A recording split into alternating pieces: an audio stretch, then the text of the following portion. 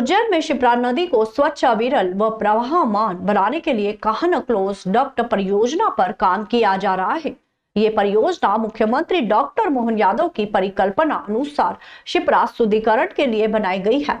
कान्हा नदी को डाइवर्ट कर शिप्रा शुद्धिकरण के लिए उन्नत तरीके से भागीरथी प्रयास किया जा रहा है। इसके अंतर्गत कान्हा नदी को डाइवर्ट करके उससे निकालने वाले अशुद्ध पानी को शिप्रा में मिलने से रोकने के लिए कान्हा डाइवर्सन परियोजना लाई गई है।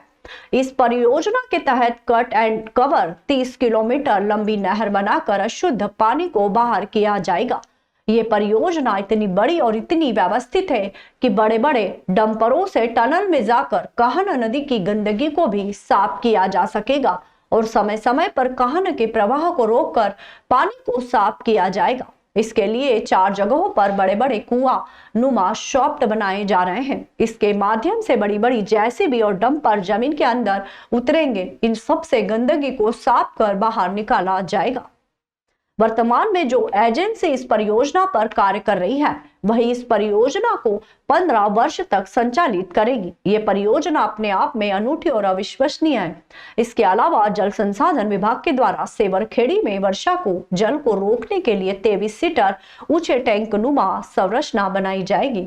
इसमें वर्षा के जल को रोका जाएगा। रुके हुए जल को 6.5 किलोमीटर लंबे पाइपलाइन से लिफ्ट किया जाएगा और सिलारखेड़ी के जलाशय में रखा जाएगा।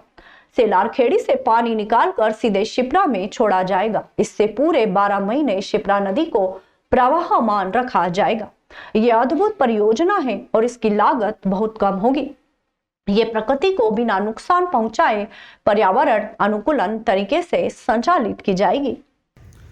माननीय मुख्यमंत्री जी की जो मंशा है, जो विजन है, उसके अनुसार शिप्रा मैया को न सिर्फ शुद्ध करना है बल्कि प्रवाहमान भी बनाना है। तो शिप्रा नदी को शुद्धिकरण और प्रवाहमान बनाने के लिए 3 बड़ी परियोजनाएं लाई गई हैं। 2000 करोड़ से ज़्यादा की ये 3 बड़ी परियोजनाओं में सबसे पहले खान डाइवर्जन परियोजना है, जो कि करीब 950 करोड़ की है। इसमें लंबे लंबे टनल बना करके ज़मीन के अंदर से और डक्ट लगा करके पूरे खान नदी को डाइवर्ट किया जा रहा है और इसको फिर गंभीर के डाउनस्ट्रीम में छोड़ा जाएगा।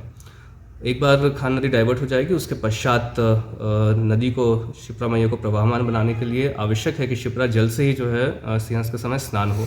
तो इसलिए सिलारखेड़ी परियोजना बनाई गई है, जिसमें वर्षा के समय शिप्रा नदी में जो पानी आएगा उसको डाइवर्ट करके सिलारखेड़ी डैम में डाला जाएगा और उसके पश्चात वर्षा के बाद उस पानी को धीरे धीरे नदी में छोड़ा जाएगा। तो इससे पूरे साल भर नदी प्रवाहमान रहेगी और इस बार का जो सिंहस्थ है वो शिप्रा के जल से ही हो सकेगा। नदी प्रवाहमान होने के साथ ही साथ फिर ये पूरे शहर के लिए पेयजल का भी बड़ा स्रोत बनेगी।